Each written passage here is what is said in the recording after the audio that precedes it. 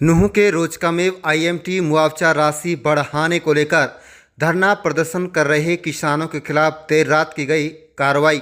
आपको बता दें कि करीब 15 महीने से रोजकामेव सोहाना आईएमटी के लिए अधिग्रहण की गई नौगांव की 1600 एकड़ जमीन का उचित मुआवजा नहीं मिलने की मांग को लेकर बैठे किसानों पर देर रात पुलिस कार्रवाई की खबर सामने आ रही है।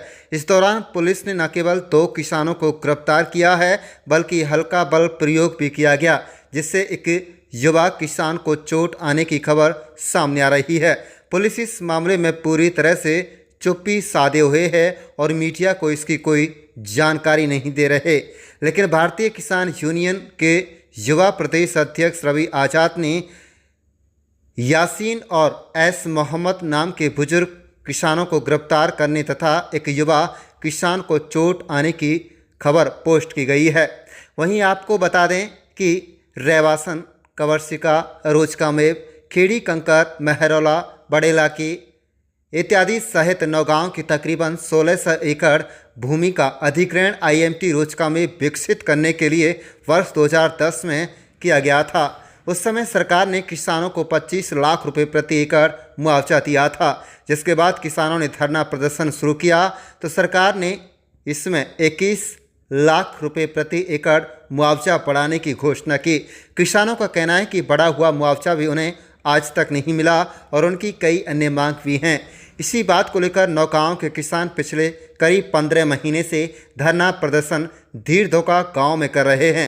वहीं आपको बता दें कि डीसी विश्राम कुमार मीणा ने पत्रकारों से बातचीत के दौरान कहा है कि अगर किसानों ने विकास कार्य में बाधा डाली तो उनके खिलाफ सख्त कानूनी कार्रवाई की जाएगी। आपको बता दें कि उनको इस बारे में जानकारी दे दी गई है। उन्होंने प्रशासन के अधिकारियों से लेकर सरकार तक से बात कर ली है।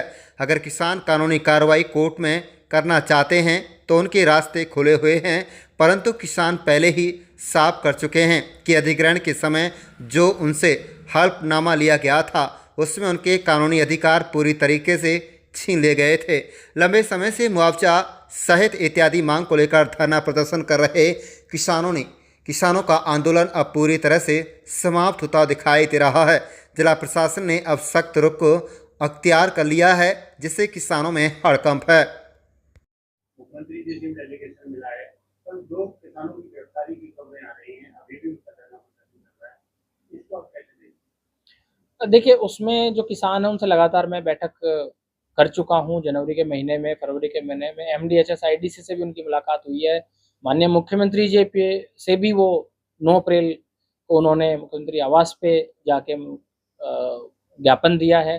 ग्रीवेंस कमेटी की सोमवार की बैठक में उन्होंने माननीय उद्योग मंत्री हरियाणा सरकार से भी अपनी बात रखी है और हमने भी उनकी बात या उनका जो ज्ञापन है वो आगे पहुंचा है। इसमें जो मुआवजे की है उसमें सरकार ने बिल्कुल क्लियर पहले भी किया हुआ था, अभी भी है और किसानों को भी ये चीज़ अवगत है।